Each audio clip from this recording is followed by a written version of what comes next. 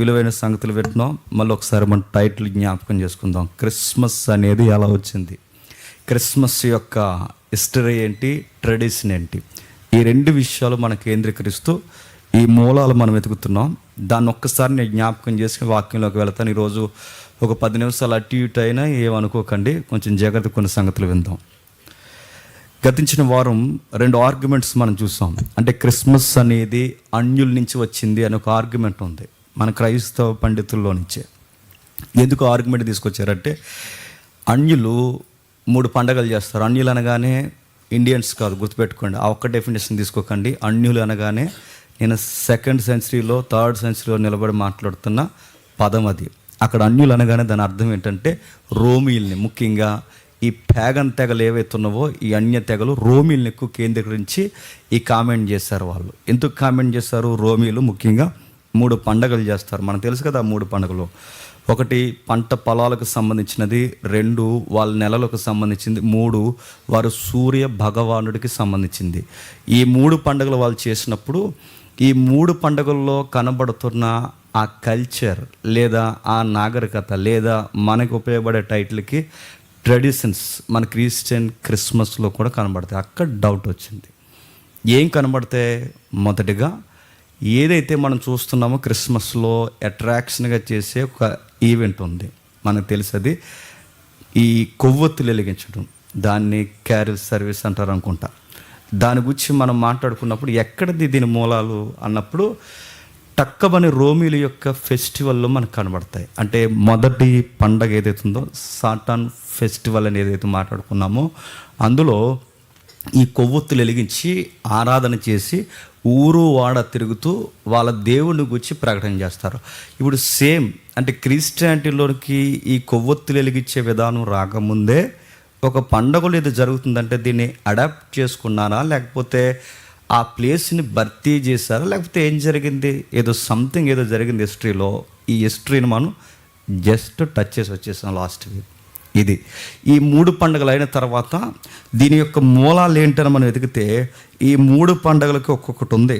ఈ 3 పండుగల మతాలకి క్రైస్తవం చేస్తున్న ఈ వింతైన చర్యలకు కొంచెం దగ్గర సంబంధాలు ఉన్నాయని మేధావులు, హేతువాదులు, నాస్తికులు, క్రైస్తవ్యం అంటే పడన వాళ్ళు కూడా అది చూపిస్తూ మీ రిలీజన్, మనం అనకూడదు మీ రిలీజన్, మీ క్రిస్టియన్ రిలీజన్ ఏదైతే ఉందో ఇది కాపీ పేస్ట్ రిలీజన్ అని కామెంట్ చేస్తారు. ఒక అభియోగం మన మీద మోపారు. ఎందుకంటే మన వాళ్ళకి కాస్త హిస్టరీ మీద గ్రిప్పు లేదనుకున్నారు ఏంటో నాకు తెలియదు, కానీ అసలు హిస్టరీలో కలగజేసుకుని పేజీలు తయారు చేసిందే క్రిస్టియన్స్. కానీ ఈ జనరేషన్ మొద్దుబారిపోయి ఈ జనరేషన్లో చాలామంది చర్చ్ హిస్టరీని గ్రహించలేకపోతున్నారు. కనుక గాలిగొట్టంగాలు ప్రతి ఒక్కడు మనకు చరిత్ర నేర్పించాలనుకుంటున్నారు. అందుకే చరిత్ర మనకి తెలియాలి. నెక్స్ట్ దీని గురించి మనం మాట్లాడుకున్నప్పుడు ఏంటి దీని గురించి అంటే, ట్రయాంగిల్ వర్షిప్ అనేది ఒకటి జరుగుద్దని చెప్పాను హిస్టరీలో. ట్రయాంగిల్ వర్షిప్ అంటే తల్లి కొడుకుల ఆరాధన. ఈ తల్లి కొడుకుల ఆరాధన అనేది ఎక్కడ ప్రారంభమైంది? బాబిలోనియన్స్ దగ్గర ప్రారంభమైంది. ఎప్పుడు ప్రారంభమైంది? 2300 పైచిలుక, అంటే క్రీస్తు శకం నుండి 2300 పైచిలుక అక్కడ ప్రారంభమైంది. అక్కడ ప్రారంభమైందంటే అక్కడ సూర్యుడిని ఆరాధిస్తారు. ఐసిస్ అనొక పేరు మీద అక్కడ ఆరాధిస్తున్నప్పుడు మనకు కనబడేది ఈ ట్రయాంగిల్ వర్షిప్. అంటే తండ్రి కొడుకుల ఆరాధన అనేది మనకు కనబడుతుంది. దీన్ని ఏమంటారంటే మిస్టీరియస్ రిలీజియన్స్ అంటారు హిస్టరీలో. ఆ వర్డ్ మీరు కొట్టండి, ఏఐ పొంకాల చరిత్ర మనకి ఇస్తుంది. గూగుల్ పొంకాల చరిత్ర మనకి ఇస్తుంది. దీన్ని మిస్టీరియస్ రిలీజియన్స్ అంటారు. దీన్ని అంటే మింగుడు పడని రహస్యమైన బహిర్గతం కాని లోపల పాతికిపోయిన అనేక దేశాలకు వ్యాపించిన ఈ ప్రాక్టీస్నే మిస్టీరియస్ రిలీజియన్స్ అంటారు. అంటే ప్రతి దిక్కున ఉంది, కాకపోతే పేరు మార్చుకుని ఉంది. మన ఇండియాలో ఎలా ఉందో మీకు చెప్పాను. మీకు ఇక్కడ దేవకి అంటారు. ఈ దేవకి కొడుకు పేరే ఈసా అంటారు. యేసు కాదు, ఈసా. ఈ యేసు అనే ఈ పదమే ఈ సనాతన గ్రంథాల్లో ఉంటుంది.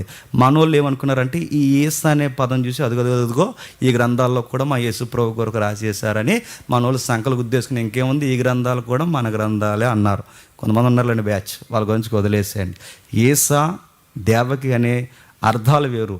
ఈ ఈ మదర్ అండ్ చైల్డ్ వర్షిప్ అనేది ఎక్కడి నుంచి వస్తుందంటే బాబులోనియా నుంచి డౌన్లోడ్ అయింది. అసలు బాబులోనియన్స్కి మూలం ఎక్కడ జరిగిందో జస్ట్ టచ్ చేసి వెళ్ళిపోతున్నాం. ఎక్కడ జరిగిందంటే నిమ్రోద్ దగ్గర జరిగింది. ఎక్కడ జరిగింది?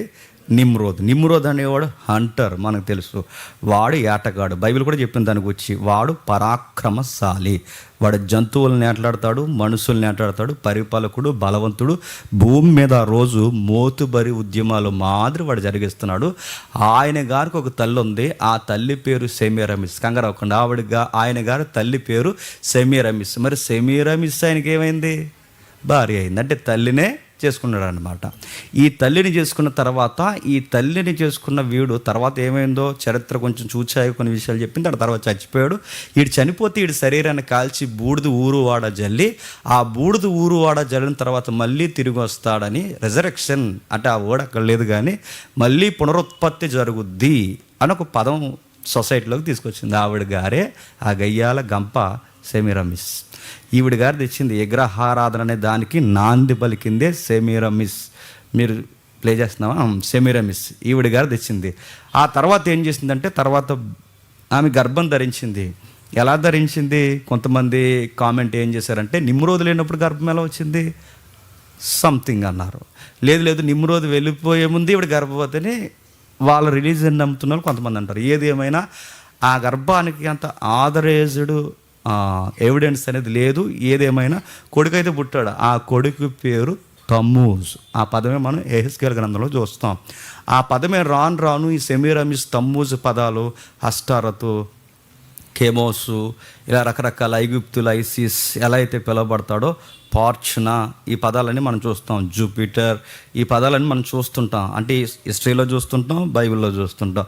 వీళ్ళు అలా ట్రాన్స్ఫార్మ్ అయిపోయారంటే ఎక్కడెక్కడ ఎలా ట్రాన్స్ఫార్మ్ అయ్యారంటే, ఇండియాలో ఒకలా అయ్యారు, మిడోపెర్షియన్స్ దగ్గర ఒకరే అయ్యారు, బాబిలోనియన్స్, గ్రీక్స్. తర్వాత రోమన్స్ వచ్చే సమయానికి రోమన్స్ దగ్గర ఎలా మారిపోయారంటే మిత్రాస్గా మారారు. ఏంటది? మిత్రాస్ అంటే సూర్యదేవుని ఆరాధన. ఆ మిత్రాస్కి జరిగే బర్త్డే డిసెంబర్ 25 జరుగుద్ది. అర్థమవుతుందో లేదు? ఈ మిత్రాస్కి డిసెంబర్ 25 పుట్టినరోజు జరుగుద్ది. ఇది రోమిలు చాలా ఘనంగా చేసేవారు. సరిగ్గా ఘనమైన పుట్టినరోజు ఈ డిసెంబర్ 25 చేసే సమయానికి ప్రజలకు బాగా అలవాటు అయిపోయింది. ఆ రోజుల్లో సెలవు దినంగా కూడా రోమ ప్రభుత్వం ప్రకటించేది డిసెంబర్ 25ని. సరిగ్గా ఆ టైంలో కొత్త రిలీజన్స్ తెర మీదకి వస్తున్నాయని వాళ్ళు అనుకున్నారు కనుక ఆ రోజుల్లో ప్రభుత్వానికి, సమాజానికి, చరిత్రకి మింగుడు పడని సంగతి క్రిస్టియానిటీ అనే దాన్ని తట్టుకోలేకపోయింది ప్రభుత్వం కూడా. ఎందుకంటే క్రిస్టియానిటీ వచ్చిన తర్వాత విగ్రహాచారాలని చాలా బహిర్గతంగా ఖండించింది. రాజులకు మొక్కకూడదు, సామంతులకు మొక్కకూడదు, మనుషులకు మొక్కకూడదు, ఆకారాలకు మొక్కకూడదు, చేతులతో చేయబడిన బంగారము, ఎండి మనం చేసుకున్నవి సృష్టికర్తలు కాదు సృష్టములని పౌలు లాంటి ప్రసంగికులు, అపోస్తులు దొలగొట్టబడేశారు ఆ ఫస్ట్ సెంచరీని. ఎప్పుడైతే మొదటి శతాబ్దాన్ని దొలగొట్టారో అర్తిమీదేవి అనే సౌండ్ అంటాం మన అపోస్తుల కార్యంలో. ఆ అర్తిమీదేవి పేరే ఈవిడ గారు మరొక ట్రాన్స్ఫార్మ్ యు అన్నమాట. నా మాటలు అర్థమవుతుందో లేదు? అంటే ఈ సెమీరామిస్ చేసిన గీత అంటే ఒక్కొక్క ఏరియాలో ఒక్కొక్కలాగా, అందుకే దీన్ని ట్రయాంగిల్ వర్షిప్లు అంటారనమాట. ఒక్కొక్క దిక్కున ఒక టర్న్ తీసుకుంటుంది. ఇలా అయితే ఎప్పుడైతే అర్తిమీ దేవుని కుదిపేశాడు, అర్తిమీ దేవి భక్తులందరిని కలిపి ఒక సంఘాన్ని కట్టాడు. ఆ సంఘం పేరే ఎఫెసీ సంఘం. నా మాటలు అర్థమవుతున్నాయి లేదు?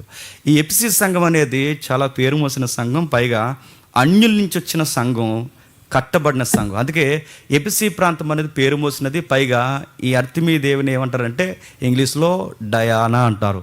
ఈ డయానా టెంపుల్ ఈ రోజుకి కూడా ఫేమస్. అంటే పాత 7 వింతల్లో ఒక వింత డయానా టెంపుల్.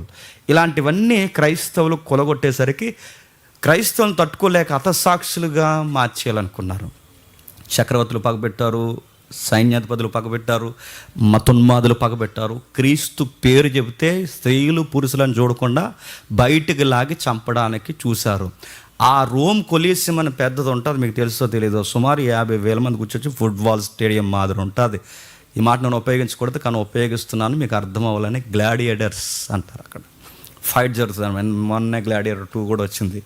ఇది రోమ్ హిస్టరీ. ఇది మీకు బైబిల్ చదువుతున్నప్పుడు బైబిల్లో ఆ యొక్క వచనం మీకు సింక్ అవుద్ది. ఆ వచనం ఏంటంటే 800 మందిని తీసుకెళ్ళిపోయి ప్రభుత్వానికి వ్యతిరేకంగా విప్లవం సాధించినది ఇతగాడేగా అంటారు. ఎవరిని?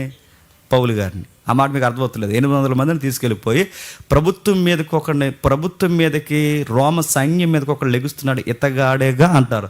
ఆ ఇతగాడ అంటే పౌలు గారేగా అంటారు, కానీ పౌలు గారు కాదు. ఒకడు ఉన్నాడు ఆల్రెడీ విప్లవకారుడు.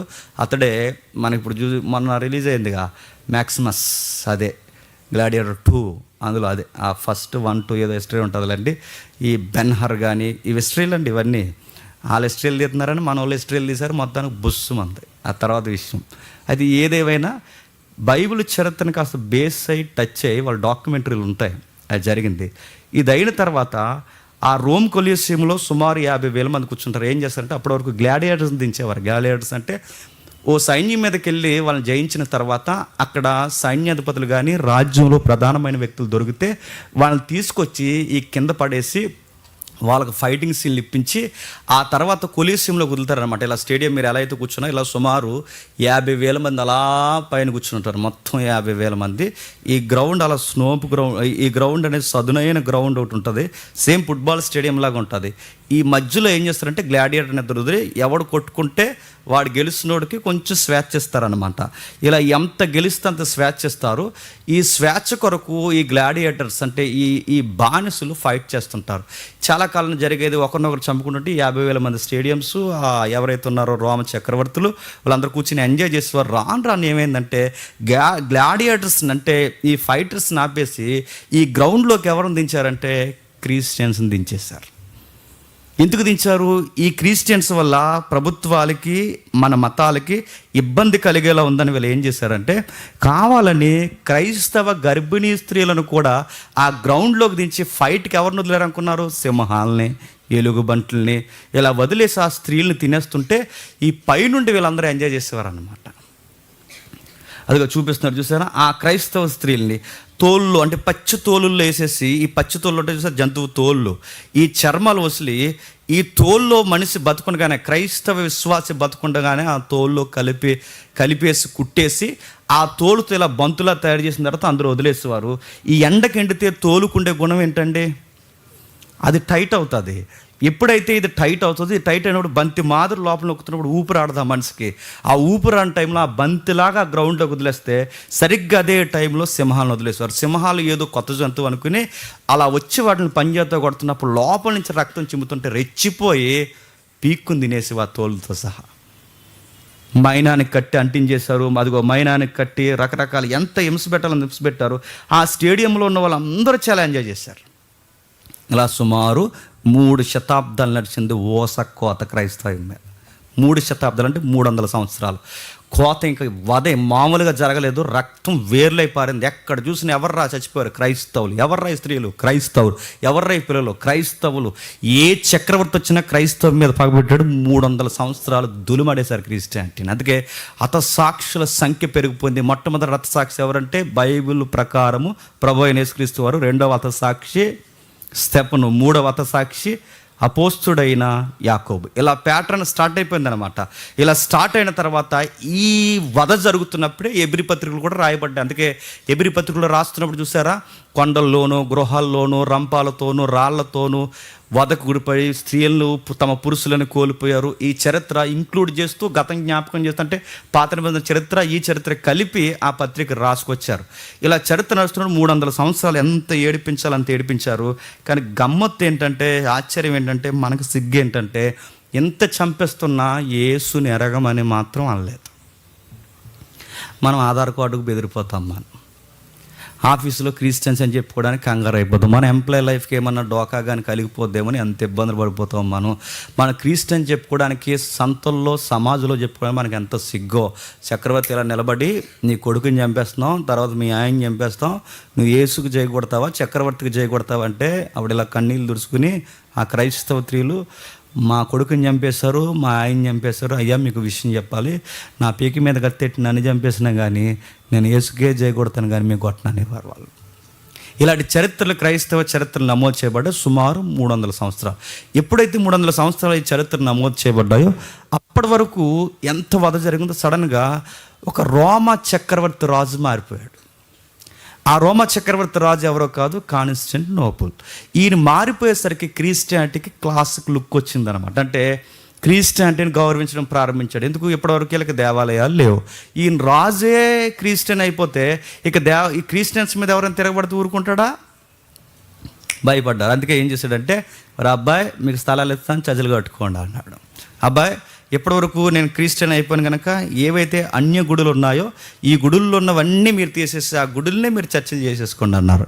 ఇలా చర్చలు చేసుకుని రాయితీలు ఇచ్చి ఆ స్థానంలో లేదా ఆ రాజరికంలో ఉద్యోగాలు ఇస్తే క్రైస్తవులు అప్పటి వరకు ప్రమాదాలు ఇబ్బందులు ఉన్నాయి కనుక క్రీస్తుని నమ్ముకోవడానికి భయపడేవారు. ఎప్పుడైతే ఈ రాయితీలు వచ్చాయో అక్కర్లేని చుట్టం కూడా క్రైస్తవుడు అయిపోయాడు.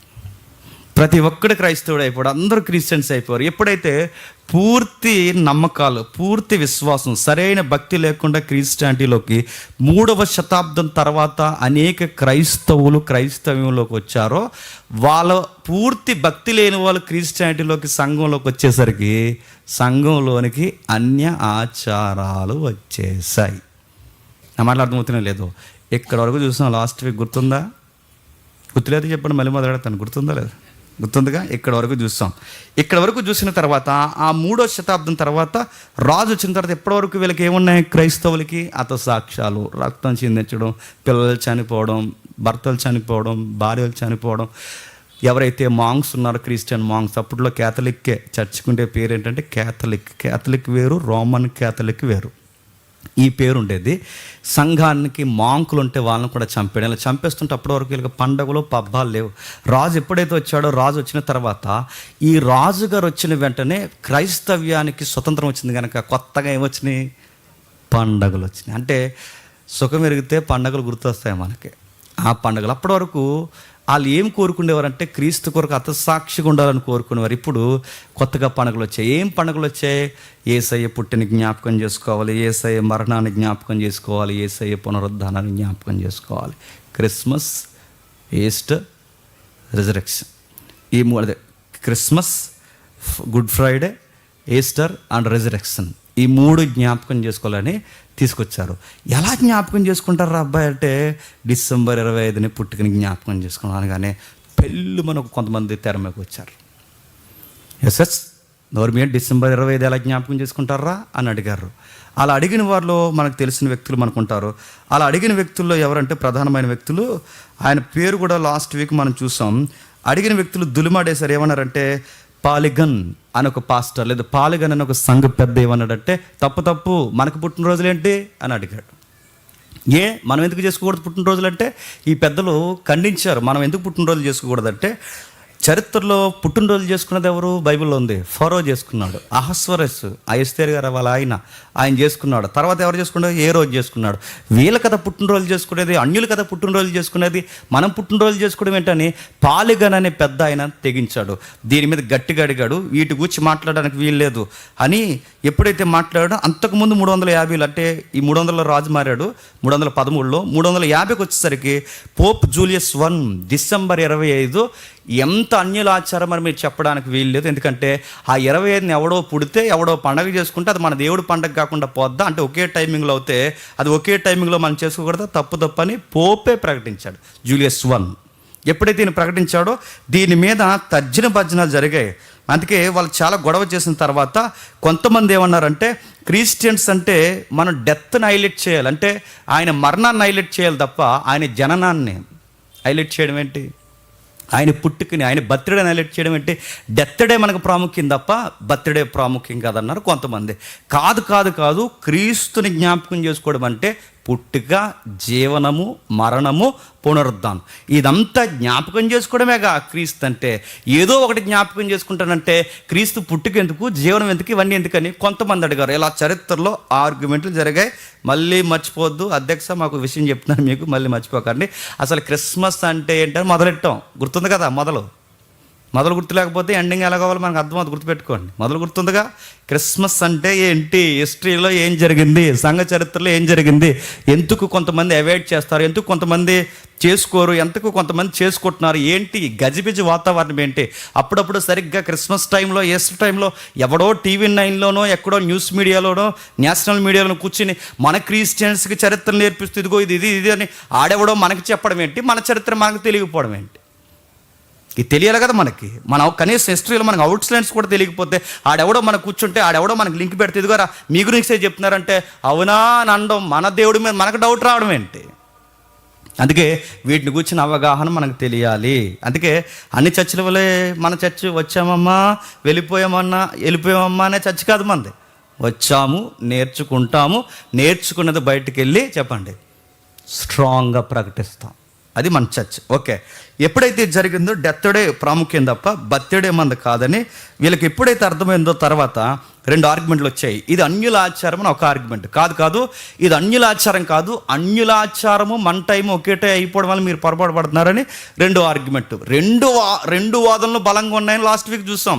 ఆ వాదన బలంగానే ఉంది, ఈ వాదన బలంగా ఉంది. వాళ్ళ వాదన ఇదిగో ఈ పండుగలు ఏది మన ఫస్ట్ వీక్లో చూసాంగా, ఈ పండుగలు ఈ 3 పండుగల్లో ఉన్న ఈ సిమ్టమ్స్ లేదా ఈ సైన్స్, ఈ గుర్తులు ఏవైతే ఉన్నావో ఇదిగో మక్కి ఆ క్యాండిల్ సర్వీస్ కానీ ఇది తిరగడం కానీ డ్యాన్స్లు వేయడం కానీ ఈ మంచి వంటకాలు వండుకోవడం కానీ ఇవన్నీ ఆ పండుగల్లోనే కనబడుతున్నాయి. 25 మిత్రాస్ పండుగే కనబడుతుంది. ఇదిగో అని చూపించడానికి వాళ్ళు గట్టిగానే హిస్టరీ చూపించారు. కాదు ఇలా ఉంది, దానికి ఒక చరిత్ర ఉందని ఎవరైతే ఉన్నారో ఆధారాలు చూపించడానికి కొంతమంది తెర మీదకి వచ్చారు. వాళ్ళే ఎపిలిటస్ ఆఫ్ రోమ్ అనే ఒక ఆయన తెర మీదకి వచ్చి కొన్ని విట్నెస్లు మాట్లాడడం మొదలుపెట్టాడు. ఆయన మాట్లాడినప్పుడు ఆయన డేట్స్తో సహా చక్రవర్తుల పేర్లతో సహా చెప్పడం ప్రారంభించాడు. ఏమని చెప్పాడు? కొత్త సంవత్సరానికి ముందు 8 రోజుల ముందు ఆయన ఆర్గ్యుమెంట్ అండో నాది కాదు, మళ్ళీ చెప్తున్నాను, ఆయన ఆర్గ్యుమెంట్ అంటే ఇది నిజం అని చెప్పడానికి ఎవరైతే ఉన్నాడో ఆ హిస్టోరియన్, మీకు ఆయన కనబడుతున్నారు చూసారా, ఎపోలిటస్ ఎవరైతే ఉన్నారో 2 అంటే సుమారు 2204 అంటే 2వ శతాబ్దంలో వచ్చాడు. ఎవరైతే ఉన్నాడో ఈయన మాట్లాడుతూ ఏమంటున్నాడు చూడండి, ఇపోలిటస్ ఏమంటున్నాడో చూడండి. ఆయన మాట్లాడుతూ రాజు అంటే చక్రవర్తి మారక ముందే 300లో చక్రవర్తి మారక ముందే 204లోనే 300లో చక్రవర్తి మారక ముందే 204లోనే క్రీస్తు యొక్క జీనియాలజీ మాట్లాడడం స్టార్ట్ చేశాడు. క్రీస్తు యొక్క జీనియాలజీ అంటే ఆయన వంశవృక్షాలు కదిపాడు. ఎలా కదిపాడు? గట్టిగానే చెప్పాడు. ఆయన చెబుతున్నప్పుడు కొన్ని పదాలు ఉపయోగించాడు. ఆయన ఏమన్నాడంటే కొత్త సంవత్సరానికి న్యూ ఇయర్కి 8 days బిఫోర్ అంటే the 4th day of the 4 weeks అని మాట్లాడుతూ అగస్టస్ 42 years అని మాట్లాడుతూ ఈ అగస్టస్ క్రీస్తు పూర్వం 3 లేదా 2 ఎందుకంటే చంద్ర క్యాలెండర్ చంద్రుని బేస్ చేసుకున్న జూలియస్ క్యాలెండర్ అలాగే సూర్యుడిని బేస్ చేసుకున్న గ్రెగేరియన్ క్యాలెండర్లో సుమారు 13 రోజులు గ్యాప్ వచ్చాయి కనుక ఈ లీప్ ఇయర్ సాయిడ్స్ కలిపితే కొంచెం గ్యాప్ వస్తుంది కనుక అందుకే 3 లేదా 2 అనే ఈ దొందర్ధాన్ని ఇచ్చి ఆయన ఏమన్నాడంటే అగస్టస్ టైంలో పుట్టాడు అన్నాడు. నిజంగా అగస్టస్ టైంలో పుట్టాడు అనడానికి ప్రూఫ్ ఉందంటే లూకా గారే మనకు రాశారు 2 అధ్యాయాలు. ఏమని? అగస్టస్ ఎవరైతే ఉన్నాడో ఆయన టైంలోనే ఏం జరుగుతున్నాయి? జనాభా లెక్కలు జరుగుతున్నాయి. అంటే ఈయన కామెంట్కి కొంచెం రెఫరెన్స్ బేట్ చేస్తున్నాడు. అక్కడతో ఆగలేదు ఆయన ఇంకేమన్నాడు తెలుసా? ఆయన మాట్లాడుతూ ఇంకేమన్నాడంటే ఆయన మాట్లాడుతూ యేసుప్రభు మరణాన్ని గురించి కూడా మాట్లాడాడు. యేసుప్రభు మరణాన్ని గురించి మాట్లాడుతూ కొందరు రాజుల పేర్లు చెప్పాడు. ఎవరి పేర్లు చెప్పారంటే టిబేరియస్ సీజర్, రెండవది రొబేలియన్, ఇంకా సీజర్ గయాస్, ఇంకా గయాస్ టీవియస్, ఇలా కొంతమంది సాట్నస్, ఇలా కొంతమంది అధికారుల పేరు చెప్పి ఇదే టైంలో ఆయన చనిపోయాడు అన్నాడు. హిస్టరీ మనం తిరిగేసుకుని ఈ పేర్లు దగ్గర పెట్టుకుంటే ఖచ్చితంగా వాళ్ళ పరిపాలన టైంలోనే ఈయన కూడా చనిపోయాడు. ఈయన ఆర్గ్యుమెంట్ దేని కొరకు? క్రిస్మస్ అనే జీనియాలజీ ఉంది అనడానికి ఈయన చేస్తున్న ఆర్గ్యుమెంట్ అది. అక్కడ తాగలేదు, ఒక ఊపిచ్చి వదిలేశాడు. ఆ ఊపి ఏంటంటే ఆయన చెబుతున్నది ఆ వంశవృక్షాన్ని కదుపుతూ లూకా సువార్తకి అర్థాలు వచ్చే మీనింగ్ తీసుకొచ్చి తెర మీద పెట్టాడు. అక్కడ మనం ఆగిపోయాం, గుర్తుంది కదా. ఇప్పుడు మొదలెడదాం, ఇక్కడ నుంచి చూద్దాం. ఒక్కసారి 2వ అధ్యాయంకి వెళ్దాం. రండి ఒకసారి లూకా సువార్త 2వ అధ్యాయం. ఇప్పుడు మొదలెడతా అంటున్నాడు అనుకోకండి, కొంచెం జాగ్రత్తగా వినండి. కొంచెం ఆసక్తికరమైన విషయాలు మనకి చరిత్రలో మనం మాట్లాడుకున్నది చాలామందికి ఉపయోగపడుతుంది. కొంచెం చదువుకుందాం. లూకా సువార్త 1వ అధ్యాయం, లూకా సువార్త 1వ అధ్యాయం 5వ వచనం చూడండి. లూకా సువార్త 1వ అధ్యాయం 5వ వచనం. యోదయ దేశపు రాజైన ఏరోదు దినములలో అబియా తరగతుల్లో ఉన్న జకరయ అని ఒక యాజకుడుండెను. ఆమె పేరు ఎలిజబెత్. వీరు ఇద్దరు ప్రభు యొక్క సకలమైన ఆజ్ఞల చొప్పున న్యాయ విధుల చొప్పున నిరపరాధులుగా నడుచుకొనుచు దేవుని దృష్టికి నీతిమంతులై ఉండురి. వారికి పిల్లలు మన సందర్భం తెలుసు. ప్రతి క్రిస్మస్లో మనం చదువుకుంటాం. ఏం మాట్లాడుతున్నాడు చూడండి. ఆయన మాట్లాడుతున్నప్పుడు ఒక ముఖ్యమైన సంగతిని తెర మీద తీసుకొస్తున్నాడు. ఈ మాట్లాడుతున్న ఈయనొక్కడే మాట్లాడలేదండి, క్యాథలిక్ మొత్తం మాట్లాడింది. మళ్ళీ చెప్తున్నాను, క్యాథలిక్ వేరు, రోమన్ క్యాథలిక్ వేరు. రోమన్ క్యాథలిక్ అనే పదం 5వ శతాబ్దం వరకు సంఘ చరిత్రలో లేదు. మళ్ళీ చెప్తున్నాను, 5వ శతాబ్దం వరకు సంఘ చరిత్రలో రోమన్ క్యాథలిక్ అనే పేరు లేదు. అంతకుముందు క్యాథలిక్ అనే సౌండ్ మాత్రమే ఉంది. అప్పుడు క్యాథలిక్ అంటే ఏంటి? సార్వత్రిక సంఘం అనే మీనింగ్ వచ్చే పదమే క్యాథలిక్ అంటారు. అందుకే క్యాథలిక్ వేరు, రోమన్ క్యాథలిక్ వేరు. క్యాథలిక్ కొంచెం కామెంట్ చేయడం మొదలుపెట్టింది. అంటే ఈ క్యాథలిక్లో, ఈ సంఘంలో ఉన్న వ్యక్తి ఇప్పుడు మనం ఎవరైతే తెర మీద చూసుకున్నామో ఆయన మాట్లాడుతున్నాడు. వీళ్ళు ఆయన కలిపి ఇదిగో ఈ అభియా తరగతిని కదిపారు. కొంచెం క్లియర్గా చూద్దాం. ఇదంతా వాళ్ళ దర్యాప్తంలో మనం కన్ఫర్మ్ చేయట్లేదు. వాళ్ళు మాట్లాడిందే చరిత్రలో ఏం ఆర్గ్యుమెంట్స్ జరిగాయి. ఉందని ఒకరు, లేదని ఒకరు. ఉందన్నవారు ఎలా ఉందన్నారో చూస్తున్నాం, లేదన్నవారు దేన్ని బేస్ చేసుకుని లేదన్నారో కూడా చూస్తున్నాం. ఇప్పుడు ఉందన్నవారు దేన్ని బేస్ చేసుకుంటున్నారు? బిబ్లికల్గా లూకా సువార్తను బేస్ చేస్తున్నారు. ఏమని బేస్ చేస్తున్నారు? కొన్ని విషయాలు చెప్తున్నారు చూడండి. నేను ఇంకా డీటెయిల్గా వెళ్ళను కానీ జస్ట్ అవుట్లైన్స్ మనం చూద్దాం. ఏం మాట్లాడుతున్నారు చూడండి. ఇక్కడ ఒక ఆయన ఉన్నాడట, జకరయ అన్నాడు. ఎవరు జకరియా? బాప్టిజం ఇచ్చి యోహాను గారి యొక్క తండ్రి. ఈ బాప్టిజం ఇచ్చి యోహాను గారి యొక్క తండ్రి ఈయన తండ్రి అయితే ఈతగారి భార్య ఎవరు? ఎలిజబెత్ అమ్మ. ఎలిజబెత్ అమ్మ కోసం, జకరియా కోసం మనకెందుకు? ఎలిజబెత్ అమ్మ మరియమ్మ గారికి ఫ్రెండు, రెండవది చుట్టం. ఈ చుట్టం అయితే ఏంటి మాకేంటి, ఆవిడకి పాస్టమ్ అయితే మనకేంటి? దానికి క్రిస్మస్కి సంబంధం ఏంటంటే సంబంధం ఉంది. ఎందుకంటే సరిగ్గా ఈవిడ గారికి 6వ నెల వచ్చే సమయానికే చెప్పండి గాబ్రియేలు మరియమ్మ దగ్గరికి వచ్చాడు. అంటే ఈవిడ 6వ నెలకి గాబ్రియేలు మరియమ్మ దగ్గరికి రావడానికి వీటన్నిటికీ ఏదో లెక్క అక్కడ తెగుతుంది అన్నట్టుగా సంఘం దాని మీద కేంద్రీకరించింది. అర్థం అవ్వలేదు చెప్పండి. ముఖ్యాంశాలు మళ్ళీ మొదలెడతాను. అర్థమైందా? మళ్ళీ చెప్పమంటారు ఒకసారి? మళ్ళీ చెప్తున్నాను. జకరయ అంటే ఎవరు? యోహాను గారి యొక్క తండ్రి. ఎలిజబెత్ ఎవరు? యోహాను గారి యొక్క తల్లి. వీళ్ళిద్దరి కోసం మనకెందుకు? ఈ గాబ్రియేలే, బాగా వినండి, ఈ గాబ్రియేలే మరియమ్మ దగ్గరికి వెళ్ళింది. మరియమ్మ దగ్గరికి వెళ్తున్నప్పుడు ఎందుకు ఈ లెక్కంతా మనకెందుకు? ఈవిడికి 6వ నెల వచ్చేసరికి ఆవిడికి నీకు శుభం కలుగునుగాక, నువ్వు బిడ్డను కానబోతున్నావు అన్న శుభవచనం వాడికి వినిపించిందంటే ఈ 6వ నెలకి మరియమ్మ శుభవచనానికి లింక్ ఉందన్నమాట. అంటే ఇక్కడ లెక్క దొరికే అవకాశం ఉందని క్యాథలిక్ సార్వత్రిక సంఘం ఆ రోజు దీని మీద వివరణ ఇవ్వడానికి కూర్చుంది. ఏం వివరణ ఇచ్చిందంటే ఈ జకరియా ఉన్నాడు. ఈ జకరియా ఒక సిస్టమేటిక్ ఒక డ్యూటీ జరుగుతుందంట. డ్యూటీ ఏంటంటే సొలొమోను మందిరం ఉంది కదండి, సొలొమోను మందిరం బాబిలోనియన్స్ ఎత్తుకెళ్ళిపోయారు, తెలుసు కదా.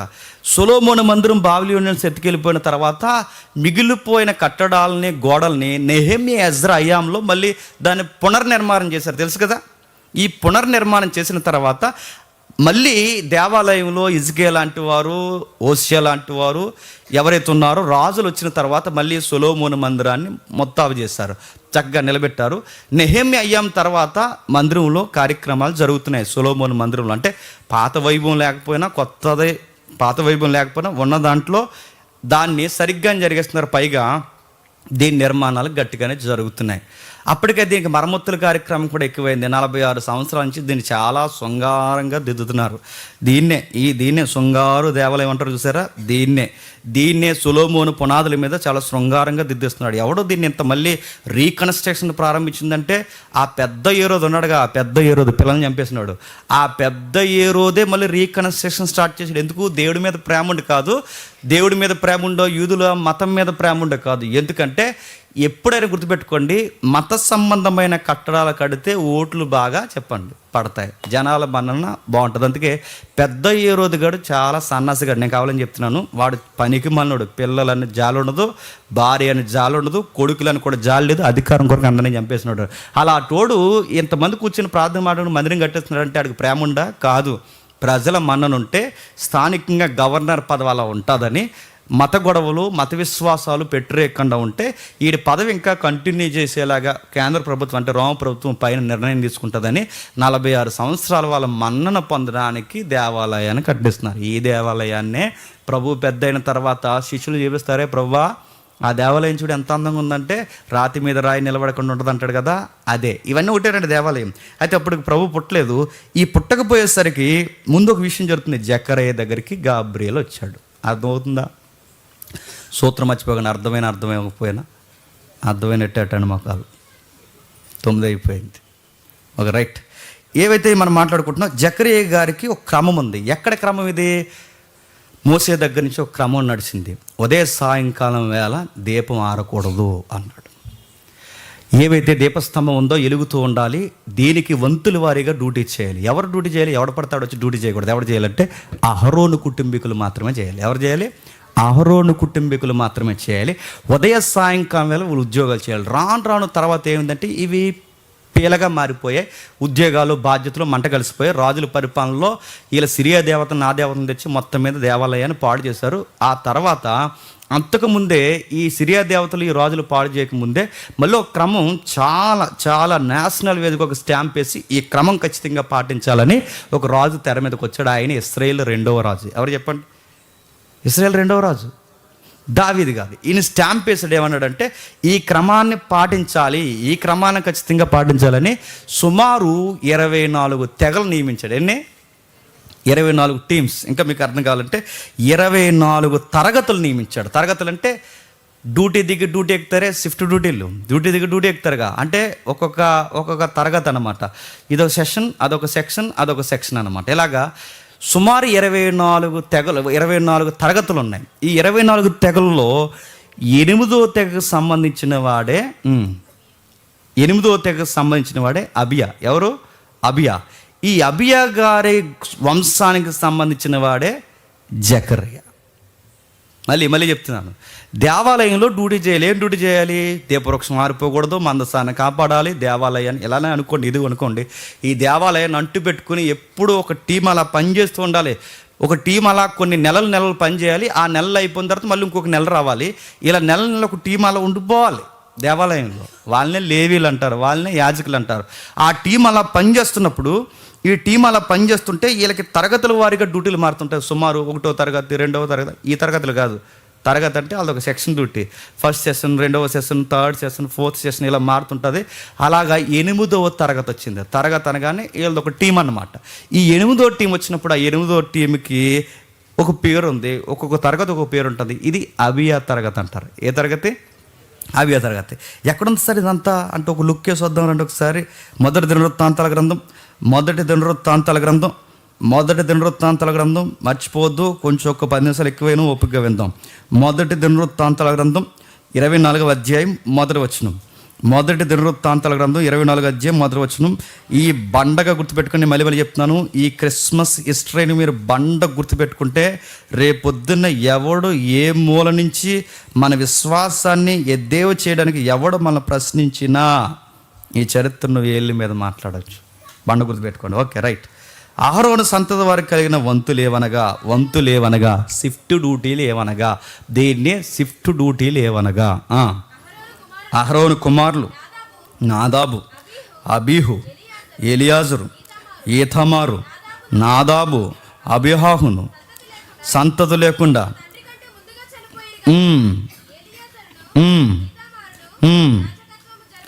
అని చెబుతూ ఇక్కడ కొన్ని యాజకత్వాలు జరిగించారు. సుమారు 5వ వచనంలో ఎలియాజరు సంతతిలో వారును, ఈతామారు సంతతి వారిలో కొందరును, దేవునికి ప్రతిష్ఠలకు సంతతి వారిలో కొందరును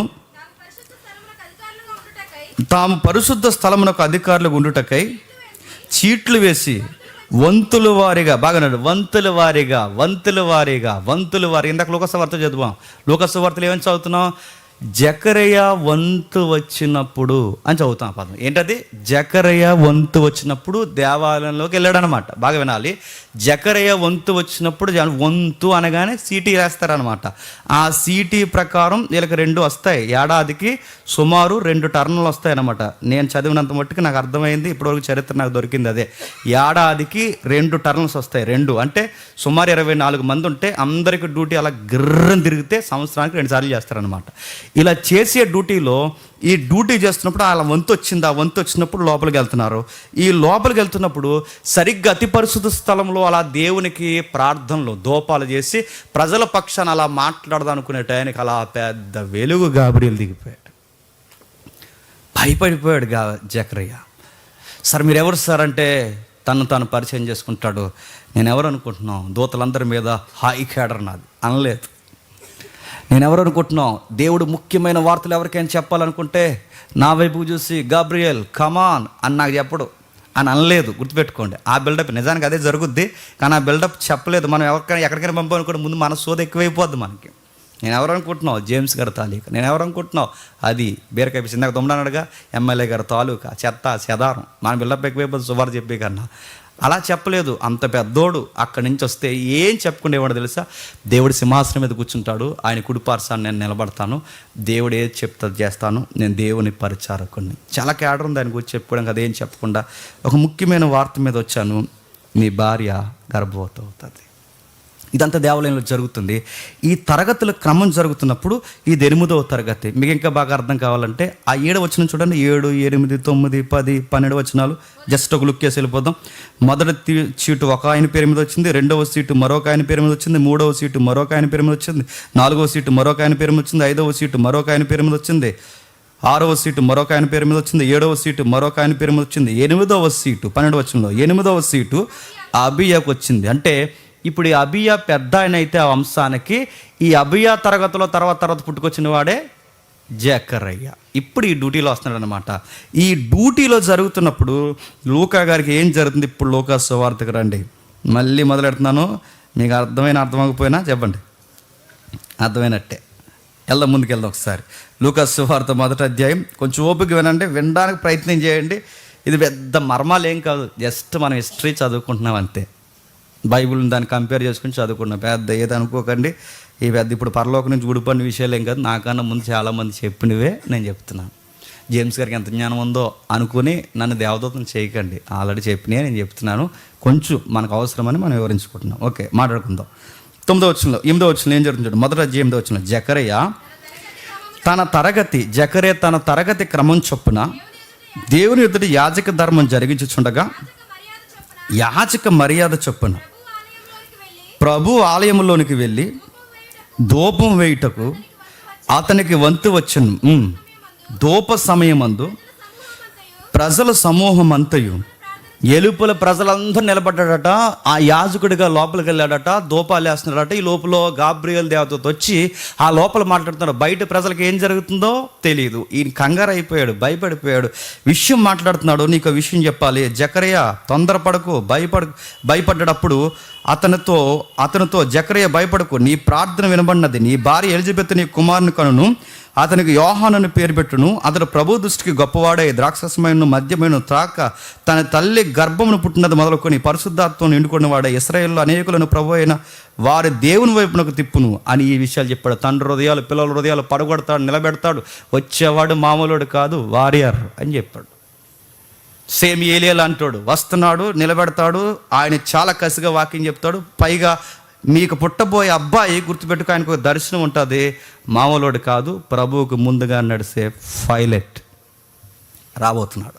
ఈ వార్త ఎప్పుడైతే ఉంటుందో బయట ప్రజలకు అర్థం అవట్లేదు. లోపల ఈయనకి డౌట్ వచ్చి గాబ్రియల్ని అడిగాడు, ఇవి ఎలా జరుగుతాయి? ఇప్పుడు నా భార్య గర్భం ఉడికిపోయింది, ఇప్పుడు ఆమె ప్రెగ్నెన్సీ అంటే చాలా కష్టంగా వస్తారంటే నమ్మాలా? ఎవిడెన్స్ కావాలంటే, అవును సార్ నాకు ఏదైనా ఎవిడెన్స్ కావాలంటే నిన్ను నోరడిపోను గాక అంది. అదే ఎవిడెన్స్. ఎవరిని ఇలా డౌట్లు అడిన వాళ్ళకి ఇలా జరగాలండి. పుట్టే వరకు నీకు పుట్టే బిడ్డలు పుట్టే వరకు నీకు నోరు రాకుండా గాక. దెబ్బకి ఇంకెప్పుడు దేవుడిని ఎవిడెన్స్ అడగరు. అంటే ఎవిడెన్స్ అడిగింది, నోరు పడిపోయింది. ఆ నోరు ఎప్పుడైతే పడిపోయిందో ఎప్పటి వరకు ఈ వాయిస్ రాదంటే మళ్ళీ నీ బిడ్డ మాట్లాడేంత వరకు, మా చదువుకుంటే అర్థమవుద్ది, బిడ్డ మాట్లాడేంత వరకు, పేరు నామకరణం జరిగేంత వరకు ఆ వాయిస్ రాదు. జరిగింది ఇదంతా బాగానే ఉంది. ఇదంతా మనకెందుకంటే సరిగ్గా ఈ ధూపం వేస్తున్న టైంలోనే, ఇదే టైంలో ఎలిజబెత్ అమ్మ ప్రెగ్నెంట్ అయింది. ఏమైంది? ఎలిజబెత్ అమ్మ ప్రెగ్నెంట్ అయింది. ఎలిజబెత్ అమ్మ ప్రెగ్నెంట్ అయితే ఏంటి సార్ అంటే, ఎలిజబెత్ అమ్మ ప్రెగ్నెన్సీకి మన మరియమ్మకి లూకా గారు లింక్ ఎట్టాడు, అంటే ఒక లెక్క ఎట్టాడు. అక్కడ ఏం పెట్టాడు లెక్క, ఇంకా మనకు బాగా అర్థం కావాలంటే ఒక్కసారి 26 వచనం చూడండి. 6వ నెలలో గలిలయలోని నజరేత్ అను ఊరిలో దావీదు వంశస్థుడైన యోసేపు అనే ఒక పురుషునికి 6వ నెలలో ఇప్పుడు అడుగుతాను, ఈ 6వ నెల ఏ నెల? చాలామంది ఏమన్నారంటే ఇది క్యాలెండర్లో 6వ నెల, అది ఎలిజబెత్ నెల ఎలా అవుద్ది అన్నారు. అందుకే ఇలాంటి బొడిదేలు ఉంటారనే దానికి పై వచ్చిన లింక్ ఇచ్చాడు. చూడండి ఏమని లింక్ ఇచ్చాడంటే 25లో, నన్ను కటాక్షించిన దినముల్లో ప్రభు ఎలాగో చేసుకుని 5 నెలలు ఇతరులకు కనబడకుండా ఉన్ను. ఏముందట?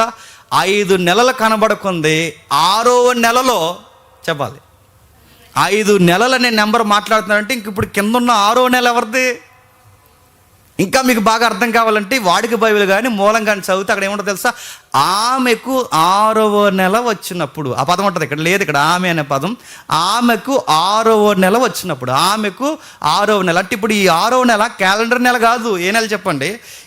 ఈ 6వ నెల ఎలిజబెత్ అమ్మ 6వ నెలే. ఇప్పుడు మనకి మరి క్యాలెండర్లో ఇది ఏ నెల మనకి ఎలా తెలుస్తుంది? ఏ నెల ఎలా తెలియాలంటే ఇప్పుడు మనం ఒక తరగతి పట్టుకోవాలి. ఆ తరగతి పేరే చెప్పండి, అబియా తరగతిని పట్టుకోవాలి. ఏ తరగతి? అబియా తరగతిని పట్టుకోవాలి. అబియా తరగతిని ఏమంటారు సార్? అబియా తరగతిని అంటే అక్కడ మీరు జాగ్రత్తగా వినండి. అబియా తరగతిని ఏమంటారంటే పశ్చాత్తాప దినాలు, అంటే ప్రాయశ్చిత్తపు దినాలు, డే ఆఫ్ ది అనాయిన్మెంట్ అంటారు, లేదా డే ఆఫ్ ది ఈ రిఫర్మేషన్, డే ఆఫ్ ది, ఇంకా మనం మాట్లాడుకోవాలంటే ప్రక్షాళన దినాలు అంటారు. అంటే ప్రార్థన చేస్తానని చదువుకున్నాగా, ఈ ప్రార్థనలు చేస్తున్నప్పుడు అంటే ధూపాలు వేయడం, ప్రార్థన చేయడం, పాపక్షమాపణ దినాలు అన్నమాట. ఈ పాపక్షమాపణలో ధూపాలు ఎప్పుడు వేస్తారు? ఇబ్రూ క్యాలెండర్ ప్రకారం ఎప్పుడు వేస్తారో ఒకసారి చూపించండి, ఒకసారి చూపిద్దాం. ఇబ్రూ క్యాలెండర్ ప్రకారం ఎప్పుడు వేస్తారో ఒకసారి చూద్దాం. ఒకసారి మీరు చూడండి, నాకు సరిగ్గా కనబడకపోయినా మైక్ తీసుకుని ఎవరెవరు చదవండి, ఒకసారి చూద్దాం. ఎబ్రీ క్యాలెండర్ ప్రకారం మొదటిది, ఫస్ట్ ఒకసారి ఎబ్రీ క్యాలెండర్ ప్రకారం మీరు చూడండి. అదేనా? రెండవది, నెక్స్ట్ పేజ్ మనకు 2వ తరగతి అని అర్థమైంది. రెండవది ఇక్కడ చూడండి, అక్కడ ఒక 2 లైన్స్ పెద్దవి చేస్తున్నాయి చూడండి. ఆ 2 లైన్స్ని ఒకసారి చదువుతారు ఎవరైనా? ఒకసారి చదవండి. కిపూర్ అని ఒక పదం ఉంది చూడండి. మీరు ఒక పదం చదవండి, ఎవరొకరు చదవండి దాన్ని. నేను చదవనట్టు అలా వచ్చి ఇంగ్లీషా? Which fell on the Jewish feast, repentance called Yom Kippur. ఏంటంటే ఆ వర్డ్ చదవండి. Yom Kippur. హేమ్ కిపూర్ దాని సౌండ్ కూడా ఇలా వస్తుంది. కిపూర్ అంటే హోమ్ కిపూర్ అంటే ఎబ్రీ నెల అన్నమాట. ఇది అంటే ఏ నెలలో జకరియా వెళ్తున్నాడు దీనికి? ఏ నెలలోనంటే సరిగ్గా ఈ నెల దీన్ని క్యాలెండర్లు అంటే ఎబ్రూ నెలలో చంద్రయాన్ క్యాలెండర్ అంటే గుర్తుపెట్టుకోండి. జ్యూస్ క్యాలెండర్ లేదా ఈ జూలియస్ క్యాలెండర్ ఏదైతే ఉందో చంద్రుని బట్టి తీసిన లెక్క. ఈ లెక్కని కిపూర్ అనే నెల అంటారు. అంటే బాగా వినాలి, అర్థమవుతుందా? కొంచెం జాగ్రత్తగా ఉంటే, ఎక్కడ జాగ్రత్తగా ఉంటే అర్థమవుద్ది. ఈ నెలని ఎబ్రూ నెలలు ఏమంటారంటే కిపూర్ నెల అంటారు. సరే, ఆ పేరు మనకు అనవసరం, మనకు అర్థమవుతుంది, పక్కన పెట్టండి. ఇప్పుడు ఆ నెలని మన క్యాలెండర్లో దేనితో బేస్ చేస్తారు? మన క్యాలెండర్ను దేనితో కన్ఫర్మ్ చేస్తారంటే సెప్టెంబర్ నెలతో కన్ఫర్మ్ చేస్తారు. ఏ నెలతో? ఈ నేను చెప్పిన లెక్క కదండో, మర్చిపోకండి. నేను చెప్తున్న లెక్క కాదు, ఈ లెక్కని అదే కనబట్టలేదు. ఇది నేను చెప్తున్న లెక్క కాదంటే సెప్టెంబర్ నెల, అంటే చర్చ్ చెప్తున్న లెక్క, క్యాథలిక్ చెప్తున్న లెక్క, క్యాథలిక్ మాట్లాడుతున్నది. ఈ లెక్కని సెప్టెంబర్ నెలతో కలుపుతారు. కలిపిన తర్వాత బాగా వినండి.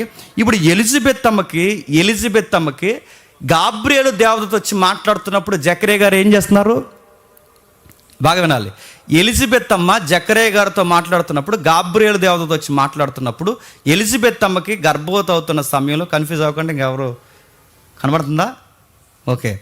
ఎలిజబెత్ అమ్మ గర్భవతి అయ్యే సమయానికి, గాబ్రియేలు వచ్చే సమయానికి జకరియా గారు ఏం చేస్తున్నారు? ధూపం వేస్తున్నారు. దీన్ని ఏమంటారంటే పశ్చాత్తాప దినాలు అంటారు దీన్ని. అంటే తమలో తాము పాపాలు ఒప్పుకుని ప్రార్థనలు దోపాలు వేసే దినాలు అంటారు వీటిని. ఈ ఈ ఈ యొక్క ఆచారాలు ఎప్పుడు చేస్తారంటే సెప్టెంబర్ నెలలో చేస్తారు. అంటే ఇప్పుడు జకరియా గారు చేస్తున్న అంటే గాబ్రియేలు కనబడింది ఏ నెల అన్నమాట? మన నెల ప్రకారం సెప్టెంబర్ నెల అన్నమాట. ఈ నెలలో కనబడతారు. దానికి డేట్ ఏమైనా ఉందంటే ఊహించారంటే ఊహ మాత్రమే, కన్ఫర్మ్ చేయట్లేదు, ఊహ మాత్రమే. దానికి అబియా తరగతిని బట్టి ఏదన్నా డేట్ ఉందంటే డేటు వాళ్ళ సంఘం క్యాథలిక్ ఊహించి చెప్పిన డేటు 23 కనబడ్డది గాబ్రియేల్ అంటారు. అంటే గాబ్రియేల్ కనబడడం, ఎలిజబెత్ కన్ఫర్మ్ అవ్వడం, గాబ్రియేల్ కనబడడం, ఎలిజబెత్ కన్ఫర్మ్. అంటే ఎలిజబెత్ అమ్మ ఏ డేట్లు అయి ఉంటుంది? ఏ డేట్లు అంటే 23 ప్రెగ్నెన్సీ కన్ఫర్మ్ అయి ఉంటుంది అని చెప్తారు అంటారు. మరి డేట్ ఎందుకు కన్ఫర్మ్ చేయకూడదు? డేట్ ఎందుకు కన్ఫర్మ్ చేయకూడదు అంటే జూలియస్ క్యాలెండర్ వేరు, చెప్పండి, గ్రెగేరియన్ క్యాలెండర్ వేరు. దీనికి దానికి 13 రోజులు తేడా ఉన్నాయి, లీప్ ఇయర్స్ ఉన్నాయి. దీనివల్ల డేట్ అనేది కన్ఫర్మ్ అవుతుంది. కనుక ఎవరైతే మోడర్న్ పండితులు ఉన్నారో, నవతరం పండితులు ఉన్నారో, నెంబర్స్ అంటే ప్రత్యేకించి డేట్ చెప్పడం కుదరట్లేదు కనుక నెల అయితే అయ్యి ఉండొచ్చులే అంటారు. అంటే డేట్ చెప్పకపోయినా చెప్పండి నెల అయితే అయ్యి ఉండొచ్చులే అని అంటారు. అందుకే ఇప్పుడు బాగా వినండి, ఇప్పుడు ఈవిడికి సెప్టెంబర్ నెల మనకు కనబడుతుందంటే ఇప్పుడు లూకా సువార్త 26వ వచనం చదవండి ఒకసారి. లూకా సువార్త 1వ అధ్యాయం 26వ వచనం, 6వ నెల. ఇప్పుడు బాగా వినండి, ఈవిడు సెప్టెంబర్ నెలలో ప్రెగ్నెన్సీ అయితే బాగా వినాలి. ఇప్పుడు ఈ నెల బాగా వినాలి, ఇప్పుడు ఈ నెల అంటే 6వ నెల సెప్టెంబర్ లెక్క పెట్టండి. దీనికి ఒక నెంబర్ ఉంటుంది, అది చూపించుతాముడు. మనం అనుకున్న రాదు, మధ్యలోంచి నెంబర్ వస్తాయి, దీనికి మధ్యలోంచి నెంబర్ వస్తాయి. దీనికి ఒక నెంబర్ చూపిద్దాం ఒకసారి. ఈ 6వ నెల అంటే సుమారు నెల అటు ఇటుగా వస్తుంది. మీరు చూడండి, నెక్స్ట్ మంత్ నెక్స్ట్ పేజ్ చూడు, ఒకసారి చూడండి ఒకసారి మీరు అక్కడ ఎలా కనబడుతుందో చూడండి. నెలకి కోట్ చేస్తూ first month, second month, third month, fourth month, fifth month, sixth month. ఇప్పుడు బాగా వినండి, ఇప్పుడు గాబ్రియేలు మొదటి నెల సెప్టెంబర్లో రెడ్ అక్షరాలతో కోట్ చేశాడు చూడండి. అక్కడ కనబడితే ఇప్పుడు 6వ నెల వచ్చిందంటే మన క్యాలెండర్ ప్రకారం ఏ నెల? మార్చి నెల. అంటే ఇప్పుడు మార్చి నెల అంటే గాబ్రియేలు గారు మరియమ్మకి కనబడే టైం చెప్పాలి మార్చి నెల. వాళ్ళు అన్నారండోయ్, చరిత్రలో జరిగిన వాదాలు, మార్చి నెల. ఎందుకంటే మై కట్టుకుని ఈదులో తిరిగి దమ్ముంటే మీ యేసుప్రభు డేట్ చెప్పండిరా అన్నంత ఈజీ కాదు. ఆన్సర్ అర్థం చేసుకొని గుర్తుపెట్టుకోండి. మన వాళ్ళు గట్టిగానే చెప్పారు ఆన్సర్లు, కాకపోతే ఇంత లెక్క వాళ్ళకి అర్థమవుక ఇలాంటి పొగడిగోళ్ళకి ఎందుకు చెప్పడం అని చెప్పి మన వాళ్ళు ఎవరో చెప్పట్లేదు. కానీ చర్చ్ ఆన్సర్ చేసింది చరిత్రలో. మరలా ఇది నేను కన్ఫర్మ్ చేయట్లేదు, చర్చ్ మాట్లాడిన మాటలు చెప్తాను. ఓకే, ఇప్పుడు 36వ వచనం కూడా చదవండి. 36వ వచనం కూడా చదవండి. మొదటి అధ్యాయం 36వ వచనం, మరియు నీ బంధువురాలు ఎలిజబెత్ కూడా తమ వృద్ధాప్యమందు ఒక కుమారుని కని గర్భము ధరించి ఉన్నది. గొడ్రాలు అనబడిన ఈమెకు 6వ మాసం. ఇప్పుడు బాగా వినాలి, ఎలిజబెత్ కమ్మకి 6వ మాసం అయితే ఆమె ప్రెగ్నెన్సీ కన్ఫర్మ్ అయింది ఎప్పుడు? గాబ్రియేల్ గారు వచ్చినప్పుడు. గాబ్రియేల్ గారు ఏ నెలలో వచ్చారు? ఎప్పుడు? సెప్టెంబర్లో వచ్చారు. సెప్టెంబర్ అని మీరు ఎలా కన్ఫర్మ్ చేయగలరు? దానికి ఒక తరగతి ఉంది. ఏ తరగతి? అబియా తరగతి. అబియా తరగతి మన క్యాలెండర్లో ఏమని చెప్తారు చెప్పాలి? మార్చా. అబియా తరగతి మన నెలలో ఏం చెప్తారు? అక్కడ కిపూర్ అని చదివాంగా, ఆ కిపూర్ని ఏ నెలలో ట్రాన్స్ఫార్మ్ చేశారు? సెప్టెంబర్. ఇప్పుడు అబియా తరగతి లింక్ మనకు దొరికింది గనక దాన్ని బట్టి నెల ఇది అని కన్ఫర్మ్ చేసింది క్యాథలిక్. ఇప్పుడు అక్కడి నుంచి 6వ నెల అంటే మార్చి వచ్చిందంటే ఇప్పుడు మన తల్లి మరియమ్మ గారికి గాబ్రియేల్ కనబడింది ఎప్పుడు? మార్చి నెల. దానికి డేట్ ఏమన్నా ఉందంటే కొంచెం డేట్ ఇచ్చారు, తర్వాత మనం ముందుకెళ్ళాక మాట్లాడదాం. ఎందుకంటే ఇదంతా ఊహించి చెప్పిందే, కానీ నెలలు అయితే కరెక్టేనండోయ్.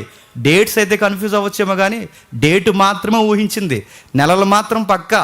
అందుకే డిసెంబర్లో ఒకరోజు చేరి పుట్టినరోజు ఎందుకు అనుకున్నారు? మారిపోద్ది కనుక. ఎందుకంటే జూలియస్ క్యాలెండర్ తెచ్చి మన దగ్గర పెడితే రోజులు మారిపోతుంది. అందుకే చూసారా, ఎప్పుడు గుడ్ ఫ్రైడే ఈస్టర్ డేట్లు మారిపోతే మీరు చూడండి కావాలంటే. ఎందుకు మారిపోతే? ఆ క్యాలెండర్ వేరు, చెప్పండి, ఈ క్యాలెండర్ వేరు, అందుకు మారుతాయి. సరే, ఏది ఏమైనా ఇప్పుడు మార్చి నెలలో ఇప్పుడు మరొకరు ప్రెగ్నెన్సీ అయ్యారు. ఎవరు చెప్పండి? మరియమ్మ గారికి కూడా ప్రెగ్నెన్సీ కన్ఫర్మ్ అయింది. ఇప్పుడు నెలలు ఎక్కడదాం. మరియమ్మ గారు క్యాలెండర్ చూపించి ఒకసారి. మరియమ్మ గారికి లెక్కలు పెడితే ఇప్పుడు బాగా వినాలి. ఇప్పుడు ఇప్పుడు ఆవిడ సెప్టెంబర్ నెలలో అయితే ఆవిడికి 6వ నెల వస్తే 6వ నెలలో ఈవిడికి కనబడితే ఇప్పుడు దీని జాగ్రత్తగా చూడండి. నెక్స్ట్ ఉంటుంది చూడండి. ఇంకోటి ఉందా? మరొకటి ఉందా? ఒకసారి చూద్దాం. ఇప్పుడు జాగ్రత్తగా చూడండి. ఇది జాగ్రత్తగా చూడండి. మార్చ్ 25 అంటే వాళ్ళు ఊహించి చెప్పండి డేట్లు. ఎందుకంటే 23కి అక్కడి నుంచి నెలలు ఎక్కడితే ఇప్పుడు మార్చ్ 25కి 6వ నెల వస్తుందన్నమాట. ఎందుకంటే మనకి రోజులు గ్యాప్ ఉన్నాయని చెప్పానుగా, అందుకు మధ్యలో డేట్స్ అలా వస్తాయి. 1 నుంచి 1కి 1 నెలే కదండి అనకూడదు, మనకు కుదరదు అది. ఇక్కడ డేట్లు మారిన అందుకే 25 మార్చ్. ఇప్పుడు అక్కడి నుంచి లెక్క పెడితే మీరు అక్కడ చదవండి, ఎవరైనా చదవడానికి కనబడుతుందా? చదవండి. మార్చ్ తర్వాత April, May, June, July, August, September, October, November, December. ఇప్పుడు చెప్పండి, మార్చి నుంచి డిసెంబర్కి ఎన్ని నెలలు చెప్పాలి? మార్చి నుంచి డిసెంబర్కి ఎన్ని నెలలు అండి? 9 months. ఈ 9 months ఈవిడికి కన్ఫామ్ అయ్యాయి.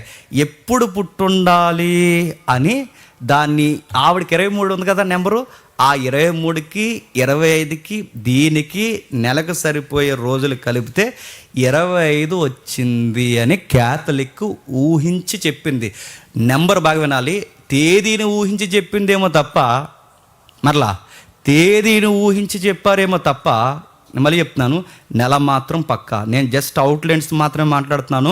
అసలు దీని లెక్కలేంటి, క్యాలెండర్ ఏంటి, వాళ్ళు ఎలా లెక్క ఎట్టారో చెబితే నేను చెప్తున్నాను, మనకి పిచ్చి ఎక్కుతుంది. అంత లెక్క ఉంది. అభియ తరగతిని ఎలా బయటికి లాగారు, దీన్ని ఎలా కోట్ చేశారు, దీన్ని ఎలా కలిపారు, ఈ డేట్స్ ఎలా కన్ఫర్మ్ చేస్తున్నారు, ఇదో పెద్ద సబ్జెక్ట్ అండి. దాని పేరే క్యాలెండర్ సబ్జెక్ట్ అంటారు, క్యాలెండర్ హిస్టరీ అంటారు. క్యాలెండర్ మీద పెద్ద చరిత్ర ఉంది. వీలైతే వచ్చే వారం మీ ఓపిక, మీ ఆసక్తిని బట్టి, మీరు చేసే కామెంట్ని బట్టి సాంప్రదాయాలు క్యాలెండర్లు అన్నది ఉంది పార్ట్, అది మీకు కావాలి. ఇప్పుడున్న మీ స్పందన బట్టి పార్ట్ 3 ఉంటుంది, లేకపోతే ఉండదు, అంతే.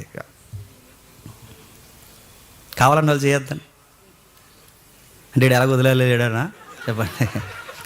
నీకు విషయం చెప్పండి, మీరు అడిగినా అడగకపోయినా చెప్తాం. అది చూద్దాం. సరే, ఏం జరుగుతుందో చూద్దాం. ఇక్కడ వరకు తీసుకొచ్చారు. ఇదంతా చరిత్ర. ఇలా తీసుకొచ్చి ఇప్పుడు ఏమన్నారంటే, ఇప్పుడు చెప్పండి, ఇది ప్యాగన్ తెగలనడానికి ఎక్కడుంది మీకు? కేవలం అక్కడ క్యాండిల్స్ వెలిగిస్తే, ఇక్కడ వెలిగిస్తే ప్యాగన్ తెగ అయిపోద్దా? అక్కడ ఏదో వాళ్ళు ఏదో వంటలు వండుకుంటే ఇక్కడ వంటలు వండుకుంటే అయిపోద్దా? వాళ్ళు డ్యాన్సులు వేస్తే అయిపోద్దా అని డిసెంబర్ పండగ అనేది హిస్టరీ ప్రకారం, బైబిల్ ప్రకారం ఉంది అని కొంతమంది ఆర్గ్యుమెంట్ ఇలా బలంగా చేశారు. వాళ్ళేమో లేదు, పుట్టినరోజులు మనకు లేవు, అపోస్తులు చేయలేదు, మనకెందుకు ఇవని వాళ్ళు గట్టిగా అలా మాట్లాడారు. ఇదిగో అభియా తరగతి లోక ఇచ్చాడుగా, దీని ప్రకారం సరిపోతుందిగా అని వీళ్ళు మాట్లాడారు. ఇలా చరిత్రలో 2 విషయాలు తెర మీద తీసుకొచ్చారు. ఈ 2 మాట్లాడిన తర్వాత చరిత్రలో పండితుల యొక్క ఈ అభిప్రాయాలు 2 మన తెర మీద తీసుకొచ్చారు. ఇప్పుడు బాగా వినాలి.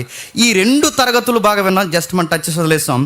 ఈ 2 విన్న తర్వాత ఈ పండితుల యొక్క అభిప్రాయాలు లేదా ఈ రెండిట్లో దేనికి మీరు సపోర్ట్ చేస్తారంటే బాగా వినాలి. దేనికి మీరు సపోర్ట్ చేస్తారంటే పార్ట్ 3లో చెప్తాను దేనికి సపోర్ట్ చేస్తాను. దేనికి సపోర్ట్ చేస్తారు? ఇప్పుడు ఉందని చెప్తున్న వీళ్ళని సపోర్ట్ చేస్తారా, లేదని చెప్తున్న వాళ్ళని సపోర్ట్ చేస్తారా అంటే ముందుగానే చిన్న ఇంటిస్తున్నాను, క్రైస్ట్ని సపోర్ట్ చేస్తాను నేను.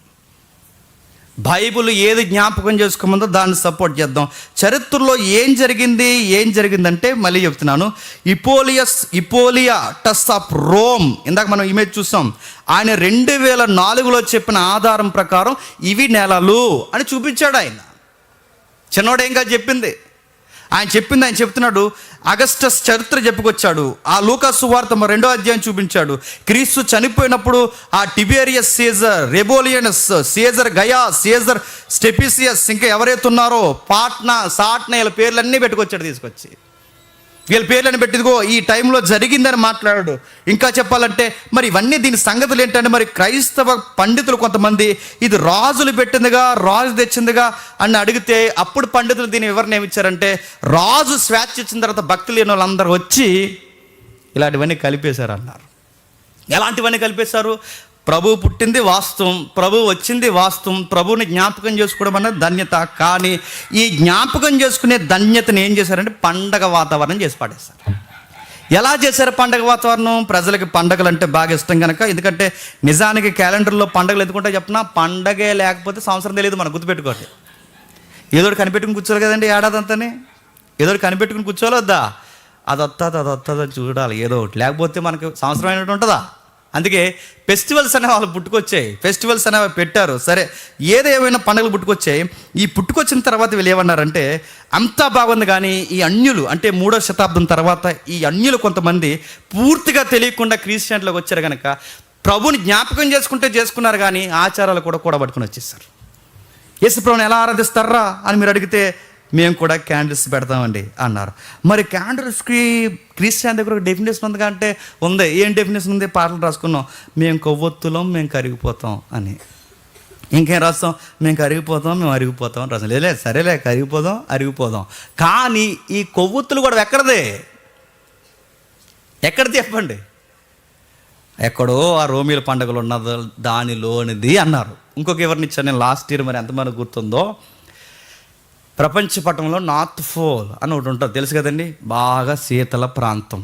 ఆ శీతల ప్రాంతంలో నార్త్ పోల్లో సూర్యుడు తక్కువ ప్రకాశిస్తాడు. అక్కడ డిసెంబర్ సీజన్ మిడ్కి వచ్చేసరికి సూర్యుడు ఎక్కువ ప్రకాశిస్తాడు. ఈ సూర్యుడు ప్రకాశించిన రోజులు వాళ్ళకి వచ్చే కనుక వెలుగు ఎక్కువ ఉంటుంది, మంచు తక్కువ పడుతుంది. ఈ మంచు తీవ్రత తగ్గుతుంది కనుక ఆ టైంలో అక్కడున్న నార్త్ పోల్లో ఉన్న పీపుల్స్ ఏం చేస్తారంటే కొంచెం బయటకు వచ్చి ఈ వెలుగు వెలిగించి ఒక మంట వేసుకుని చుట్టూ తిరుగుతూ పాటలు పాడుతుంటారు. ఇది రెండో వివరణ, మర్చిపోకండి. క్యాండిల్స్ అనేవి ప్యాగన్ ఆరిజినల్లోనే కొంతమంది అంటే కాదు హిస్టరీలో నార్త్ పోల్ నుంచి వచ్చే క్రిస్టియన్లో కానీ కొంతమంది అంటున్నారు. ఎందుకు అక్కడి నుంచి వచ్చాయి అంటే ఈ డిసెంబర్ మిడ్ నుంచి ఏమవుతుందంటే ఈ సూర్యుడు ఎక్కువ వెలుగు వచ్చేసరికి కొవ్వొత్తులు వెలిగించి మంట వేసుకుని చుట్టూ పాటలు పాడుకుని డ్యాన్స్ చేస్తుంటారు. తర్వాత ఆ ఏరియాకి క్రిస్టియానిటీ వెళ్ళిన తర్వాత ఎలాగో మనకు వెలుగు వస్తుంది, వెలుగునిచ్చేవాడు దేవుడు, చక్కగా జరిగించేవాడు దేవుడు, మనం ఏవో పిచ్చి పాటలు పాడుకోవడం, పిచ్చి డ్యాన్సులు పెట్టి ఆ పాడే పాట ఏదో క్రీస్తు కొరకు పాడదాం, ఆ తిరిగేదో క్రీస్తు కొరకు తిరుగుదామని ఆ క్యాండిల్స్ని అలా తీసుకొచ్చారన్నమాట. ఇది ఒక వివరణ. ఏది ఏమైనా గుర్తుపెట్టుకోండి, సంఘ చరిత్రలో మాత్రం వీటిని వెలిగించే గొడవ ఉందా? ఇప్పుడు నవతరం డెఫినేషన్ ఏంటంటే ఇలా చెప్తున్నారు, మేము కరిగిపోవడానికి సింబాలిక్గా చూపిస్తున్నాం, మేము అరిగిపోవడానికి సింబాలిక్గా చూపిస్తున్నాం. దీనికి బిబిలికల్గా రెఫరెన్స్ ఉందంటే దాన్ని గూర్చి లేదు, కానీ మ్యాచ్ చేయరు రెఫరెన్స్ ఉన్నాయి. ఏం రెఫరెన్స్ ఉన్నాయి? ఆయన వెలుగే జ్యోతి అన్నాడు బాప్టిజం ఇచ్చి యోహాన్ని. మనము లోకానికి వెలుగై ఉన్నాం. ఈ రెఫరెన్స్ దానికోసం కాకపోయినా కొంచెం మ్యాచ్ అవుతున్నాయి కనుక సింబాలిక్గా చూపిస్తే పర్లేదు, కానీ ఇదే వర్షిప్ అంటేనే చెప్పండి గొడవ వచ్చింది. ఏదైనా గుర్తుపెట్టుకోండి, ఓ పరిధి ఉంటుందండి, ఆ పరిధిని దాటి దాన్ని విగ్రహం చేసామనుకోండి అదే పాపం. గుర్తుపెట్టుకోండి. ఏదైనా అంటే మరి ఇవన్నీ పెద్దలు ఎందుకు అంగీకరించారు? పెద్దలు వీటన్ని ఎందుకు చేసుకున్నారు? ఎందుకు వీటిని అడాప్ట్ చేసుకున్నారు? దీన్ని ఎందుకు ఇలా తీసుకొచ్చారు? దీన్ని ఎందుకు రీప్లేస్మెంట్ చేశారు? ఎందుకు ఇలా చేశారంటే పెద్దలకు ఒక విధి విధానాలు ఉండేవంట ఆ రోజుల్లో. ఏ ప్లాట్ఫామ్ నుంచి అయినా ఎవరిని ప్రకటించాలనుకున్నారట?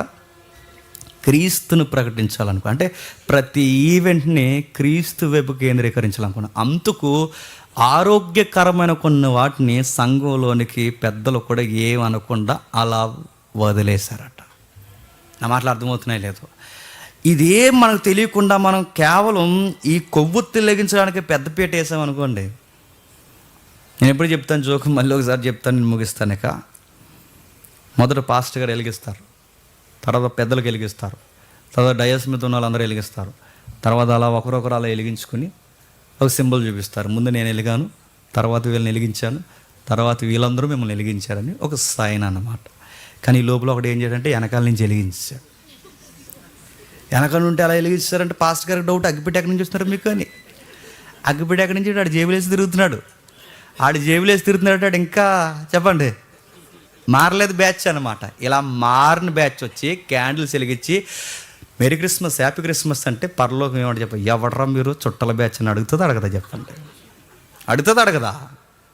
మార్పు లేని ఆచారమైన, మార్పు లేని పండగ అయినా, క్రీస్తు మన హృదయాల్లో వికసించని ఏ ఈవెంట్ అయినా అది వ్యర్థమైన అన్యాచారం అవుతుంది తప్ప అది క్రీస్తుకి మహిమను తీసుకురాదు. మనమే చేస్తాం 25 డిసెంబర్ 25 కాకినాడ చర్చ్లో చేస్తాం. దేనికి పెద్ద పెట్టేస్తాం అంటే వాక్యానికి, ఆయన పుట్టుకు పెద్ద పెట్టేస్తాం.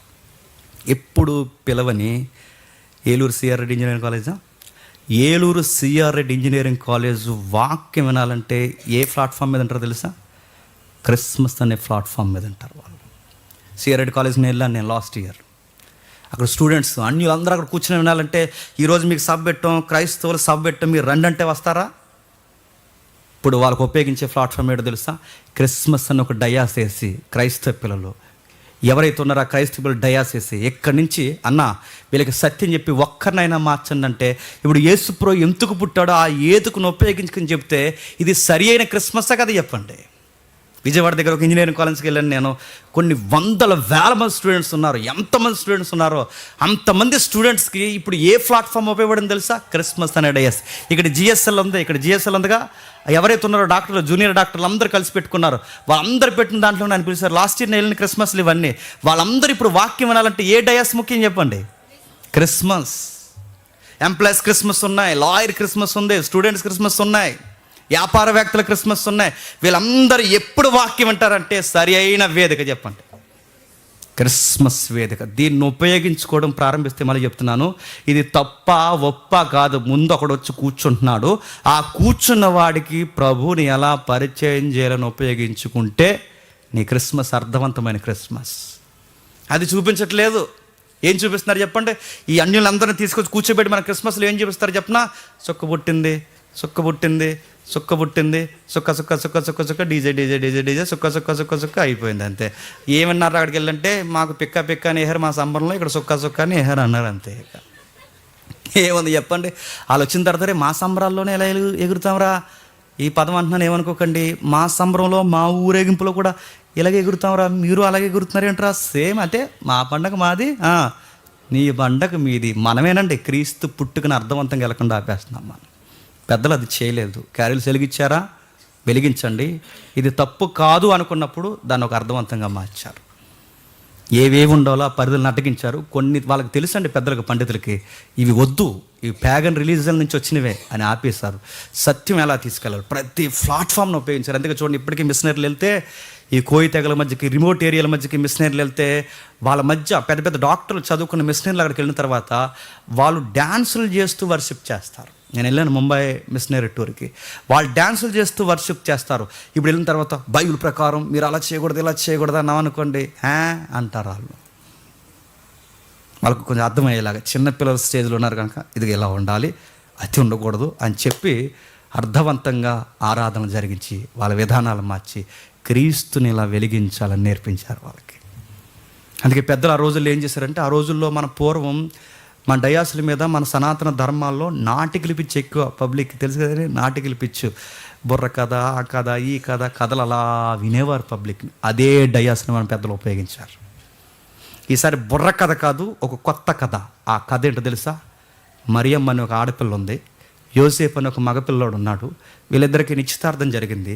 ఈ కన్యపిల్లి లోపు గర్భవతి అయింది. పరలోకం నుంచి ఒక దేవదూత వచ్చింది, ఈ మసూలు బాసింది కనడానికి. ఇదంతా ఏంటి సార్ అంటే, ఇదంతా ఏంటి సార్, ఇది నిజంగా జరిగిన కథ లేకపోతే కథ ఏంటి సార్ ఈ నాటికంటే? ఆ నాటికంతా అయిన తర్వాత పెద్ద అయిన పాస్టర్ గారు లేచి ఇలాంటి మైక్ పట్టుకుని ఒక మాట చెప్పేవాడు, దేవుడు ఇలాగే మీ కొరకు ఈ లోకంలో పుట్టాడని చెప్పేవాడు. ఇలా ఉపయోగించుకున్నారు మన పెద్దలు. రాను రాను మన క్రిస్మస్లు ఏమైపోయాయి తెలుసా? డీజే డ్యాన్స్లు అయిపోయాయి, లైట్స్ ఆన్, పొగలు, అడావుళ్ళు, వర్షిప్పులు, గట్టిగా పాడడం. ఈ మధ్య పేరు నేను ఎత్తకూడదు కానీ డ్యాన్స్లో యూత్ ఎవరైతే ఉన్నారో క్రిస్టియన్ యూత్ బాగా రెచ్చిపోతున్నారు. దేనికో తెలుసా? Dance, worship dance. దేనికయ్యి వర్షిప్ డ్యాన్స్ అంటే, ఇది డేవిడ్ డ్యాన్స్ అంటున్నారు. డేవిడ్ డ్యాన్సా? డేవిడ్ అలాగే వేసాడా? డేవిడ్ గారు డ్యాన్స్ చేసినందుకు ఉజ్జా చచ్చిపోడు తెలుసా? డేవిడ్ డ్యాన్స్ చేసినందుకు ఉజ్జా చచ్చిపోడు. మీరు డ్యాన్స్ చేసినందుకు ఉజ్జా చచ్చిపోడు. ఈసారి మీరే చచ్చిపోతారు, గుర్తుపెట్టుకోండి. మీ డ్యాన్స్ వల్ల ఎవరిని మారుస్తారు? పైగా మళ్ళీ ఈ డ్యాన్సుల కోసం తప్పని చెప్పిన వాళ్ళకి మళ్ళీ చమత్కారంగా మన మీద ఒక నింద. ఏమని చెప్పినా, దేవుణ్ణి ప్రేమించడం రాదు, దేవుణ్ణి ఆరాధించడం రాదు, దేవుణ్ణి ఎంజాయ్ చేయడం రాదు. దేవుణ్ణి ఎలా ఎంజాయ్ చేస్తావు? మెడ మీద కత్తెట్టి ఏసుకు జై కొడతావా, మంత్రికి జై కొడతావంటే ఏసుకే జై కొడతాను, క్రీస్తునందు ఆనందిస్తాను. ఇది ఎంజాయ్ చేయడం అంటే. మళ్ళీ చెప్తున్నాను, ప్రభునందు ఆనందించండి. మళ్ళీ చెప్తున్నాను, ప్రభునందు ఆనందించండి. మళ్ళీ చెప్తున్నాను, ప్రభునందు ఆనందించండి అన్నాడు పౌలు. ఎలాగ ఆనందించాలంటే ఫిలిప్పీ సంఘానికి చెప్పాడు, శ్రమలు పొందే కొలది ప్రభునందు ఆనందించండి. సరసాల్లో పడినప్పుడు ఆనందించండి, శ్రమల్లో పడినప్పుడు ఆనందించండి, దులుమాడినప్పుడు ఆనందించండి, ప్రభునందు ఆనంది. ఇది కదా మనం ఎంజాయ్ చేయాల్సింది. నా ప్రభు ఎందుకు పుట్టాడో నేను చెప్పాలి, నా ప్రభు ఎలా జీవించాడో చెప్పాలి, నా ప్రభు ఎలా మరణించాడో చెప్పాలి, నా ప్రభు ఎలా తిరిగి లేచాడో చెప్పాలి. దీని క్యాలెండర్లో కొన్ని గీతలు గీసుకుని ఒక ప్లాట్ఫామ్లు వేసుకున్నారు కనుక ఆ ప్లాట్ఫామ్ ఉపయోగించుకునే చెప్పాలి. అలాగే జనాలకు క్రిస్మస్ అనేది అలవాటు అయిపోయింది కనుక 1వ తారీఖున మొదలెడతాం మన క్యాలెండర్లో. డిసెంబర్ క్రిస్మస్లో 1వ తారీఖుని, మళ్ళీ జనవరి 2, 3వ తారీఖు వరకు లైన్గా క్రిస్మస్లే. మనకి అన్ని క్రిస్మస్లు ఎదుగులు ఉపయోగిస్తాం, అందరికీ వాక్యం చెప్తాం.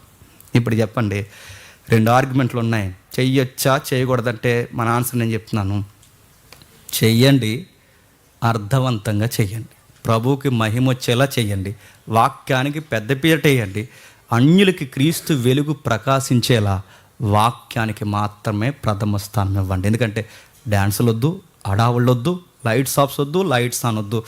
స్పెషల్ సింగర్లను తీసుకొచ్చి, అంటే ఈ ప్రెసిడెంట్ గారి తాలికి వీళ్ళ తాలికి ఉంటారులేండి, ఈ స్పెషల్ సింగర్ టైం వేస్ట్ చేయకండి.